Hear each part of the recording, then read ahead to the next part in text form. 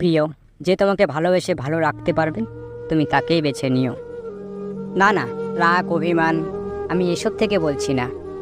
আমি বুঝতে পারছি তুমি আমার সাথে ভালো নেই, তাই তো তোমার ইচ্ছেগুলো আমি পূরণ করতে পারি না। জানো, মাঝে মাঝে মনে হয় তোমাকে ছাড়া আমি থাকতে পারবো না, কিন্তু আমি যে এটাও চাই না তোমার খারাপ থাকার কারণ আমি হই।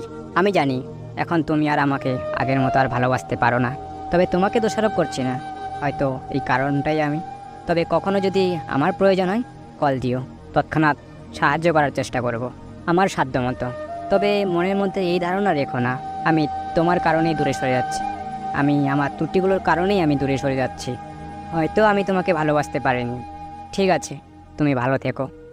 আসলে সত্যি কথা বলতে কি, আমি যার জন্য আমার পরিবারের সঙ্গে আমি যুদ্ধ করে যাচ্ছি, সে কখনো আমার জন্য তার পরিবারের সঙ্গে যুদ্ধ করবে না। কিন্তু বন্ধু, চিন্তার কোনো কারণ নেই।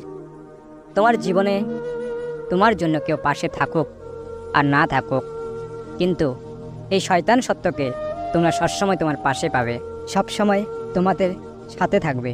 আর তোমাদের পাশে রাখার জন্য, তোমাদের সাথে থাকার জন্য তোমাদেরকেও আমার সাথ দিতে হবে, আমার সঙ্গে কানেক্ট থাকতে হবে।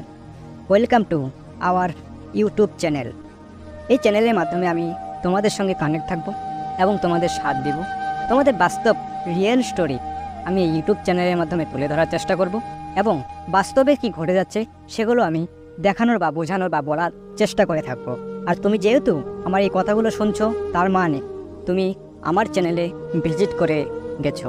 আর আমার ভিডিওগুলো আশা করি তোমার ভালো লেগেছে। ভালো লাগলে চ্যানেলটির সাথে সাথে থাকবে, চ্যানেলে লাইক সাবস্ক্রাইব করে দিবে এবং ভিডিওগুলো অন্যদেরকে দেখার সুযোগ করে দিবে।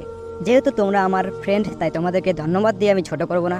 তোমরা ভালো থেকো, সুস্থ থাকো।